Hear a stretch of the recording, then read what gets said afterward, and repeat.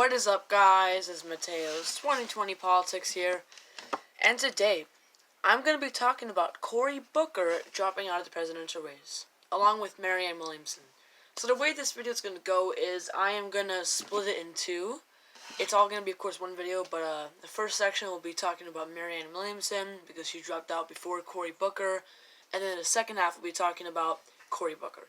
So I didn't make a video on Marianne Williamson dropping out right away because I didn't think she was enough of a major candidate, and I was kind of waiting anyway for another candidate to drop out, so I decided just to bunch these two together, which I've never done before. Actually, no, I did it with Steve Bullock and Joe Sestak, who's an irrelevant individual. He didn't qualify for any of the debates in 2019 or 2020. 2020 because he dropped out, but anyway, it does make sense for why he'd be irrelevant if he didn't qualify for any of the 2019 debates. So first we have Marianne Williamson. What do I think of Marianne Williamson? I don't highly approve, but overall she's definitely one of my favorite candidates. Not in my top 5, definitely top 10. That's including all the candidates that have dropped out, which is a grand total of 27.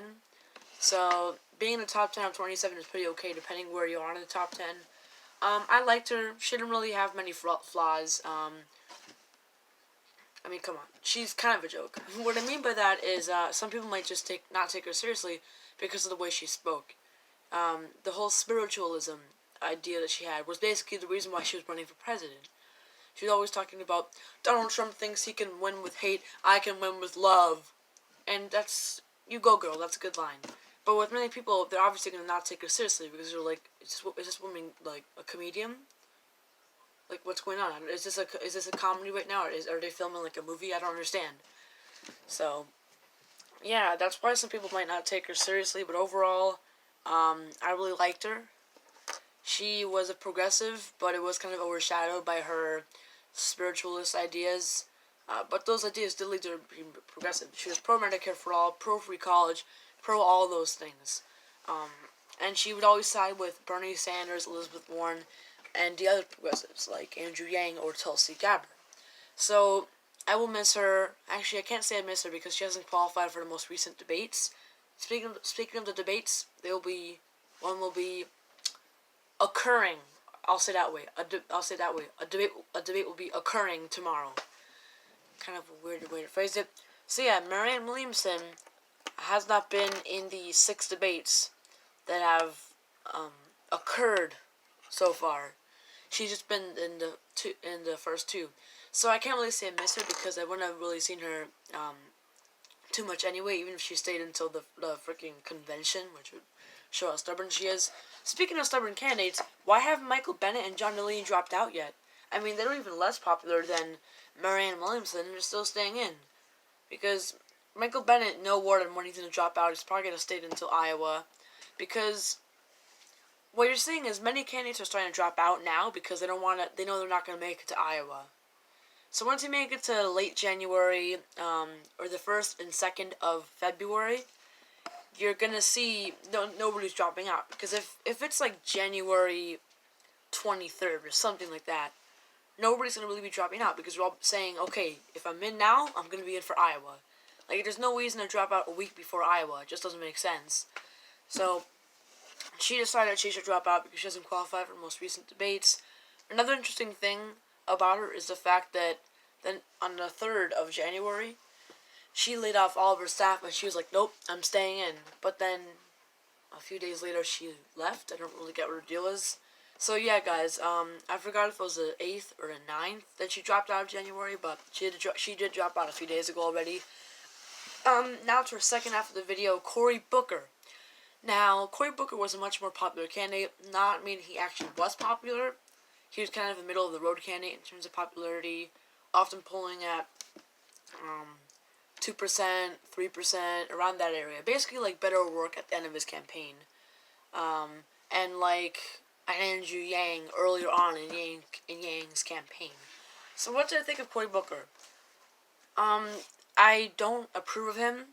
I don't disapprove. I'm not really passionate about him. If I had to choose, I'd probably lean him towards disapprove just because of the fact that he was a centrist. But what he tried to do with many, along with many of the Democrats, is he tried to create this whole idea of unity. And with many Democrats, when they talk about we have to unite. These policies like Medicare for all aren't going to work. They aren't going to unite the American people. With Cory Booker, he talked about unity so much, like kumbaya. He was a kumbaya candidate.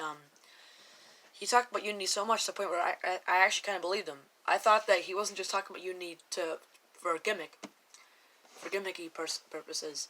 I seriously thought that he actually believed in unity, and he really could tell because when he spoke at the debates and he was talking about unity, he really spoke about it passionately.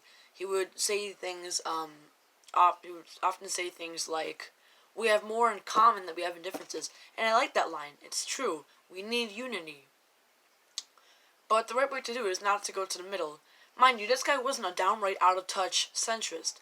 He was in touch, kind of like a Kamala Harris, I guess. Kind of like a Kamala Harris, except less popular, in the sense that he was not a progressive, not a centrist, but probably leaning towards the center. Almost like a Beto O'Rourke. Kind of like a Beto O'Rourke, honestly. Yeah. So, I'm leaning towards disapproving him because, look, we get it. You like unity, but can you name some proposals? I mean, when you're president, you're gonna do something like, I, as president of the United States, the 46th president of this great country, will sign the Unity Act. This will make unity mandatory. No, it doesn't work like that. So if you're gonna talk about unity, at least talk about how we're gonna unite the country. How do we do that? Things like Medicare for all, free college, the 70% wealth tax, which poll on average at 65, 60, and 59% respectively. Let's not mention the Green New Deal often polls at least the early 80s. At least 80, sometimes it even goes into late 80s. So these policies are actually really popular, even among Trump supporters. And I was watching a video yesterday where basically, I thought it was Young Turks, I'm not sure which channel or news network, were interviewing Trump supporters at a Trump rally, and they basically asked them, what do you think of Medicare for all? Now, the majority of them didn't know what it was. The majority of Trump supporters didn't know what Medicare for all was, but a surprising amount of them actually agreed to it. They actually thought we needed Medicare for all. So I find that very interesting. In no way, shape, or form is Medicare for all, a Medicare for all candidate going to swift away all the Trump supporters from Trump because, we all know Trump supporters. They're never going to switch. They're diehard supporters. Like with me, I love Bernie. I even wear Bernie shirts to school. But with me, I'm not like, I'm going to support Bernie until the day he dies until the day I die. No, like if he says something I don't like, or over time I see that he just isn't for the policies I believe in, or some weird scandal comes out, I'm going to switch support. I'm not diehard. I'm willing to switch my support anytime. I just support him for now, and I passionately do so. So it's interesting how even with Trump supporters, they're pro-Medicare for all. So the real way to unite the country, Cory Booker, is with policies like Medicare for all. You can't just say, we have more in common than differences. We need unity. Without any policies. It doesn't work like that. So, I mean, I think he had a skill, though, which was he was really relatable because he always spoke about his town, and he didn't seem really in touch. He spoke about, there was a shooting on my block, or things like that. So he really does seem like, almost a guy I want to be friends with, because he seems like he's out of touch. He isn't in that DC bubble of just not knowing what the American people say what clothing is. He understands them. He gets them. So, he's relatable. I kind of like the unity talk in a sense, not in a sense that I agree with it because you need to elaborate on the unity, but in a sense that he wasn't faking it, he actually seemed to want to unite the American people. But I didn't love his policies. He had a few progressive ones, a few centrist ones. Probably more progressive than Kamala Harris, if not as progressive as her, which isn't too progressive. Yeah, guys, thank you for watching this video. Here's a quick summary. Marianne Williamson, I'm sad she's dropped out. I wouldn't support her because she's a bit eccentric, but her policies were good. I overall liked her. Cory Booker, I'm kind of mixed with him. I'm probably leaning towards disapprove. But, yeah, guys, see you all later, and bye. Are you all hyped for the debate tomorrow? Because I am. I have a theater performance to go to tomorrow. It's a Peter Pan performance. But after that, I'm still going to have enough time to watch the debate because the debate is literally more important than anything. Like, I would cancel anything to see a debate live. I'm not seeing it when it's on YouTube because when it's live, you get the real tone of it, the real spirit of it.